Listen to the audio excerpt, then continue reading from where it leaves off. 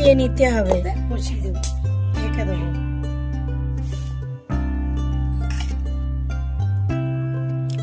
Heavy হয়েছে। নমস্কার, আজকে সুজির ধুকলা বানাবো।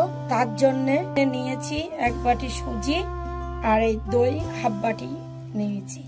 আর নিয়েছি গাজরের 1টার হাফ, ক্যাপসিকামের 1টার হাফ, 1.5 খানা পেঁয়াজ নিয়েছি, 5-6টা লঙ্কা নিয়েছি, অল্প একটু কালো সর্ষে নিয়েছি আর 7-8টা কারি পাতা নিয়েছি।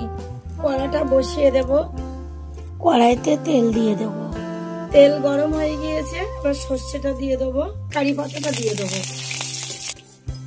ভাজা হয়ে গিয়েছে, আর তুলে নেবো।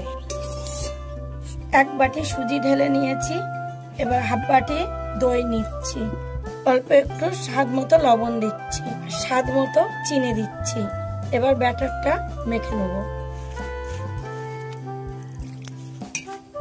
এরকম অল্প জল দিয়ে একটু শক্ত শক্ত করে মেখে রেখে দেবো। 10 মিনিট ঢেকে রাখবো। 10 মিনিট মাখিয়ে রেখে দিয়েছিলাম, শক্ত হয়ে গিয়েছে, আবার একটু জল দেবো। এবার একে একে পেঁয়াজ দিয়ে দেবো, এবার লঙ্কা দিয়ে দেবো, ক্যাপসিকাম দিয়ে দেবো, গাজর দিয়ে দেবো, আবার একটু মেখে নেবো।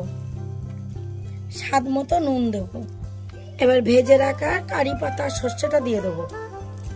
এবার এতে ইনুটা দিয়ে দেবো, মাখিয়ে নেব।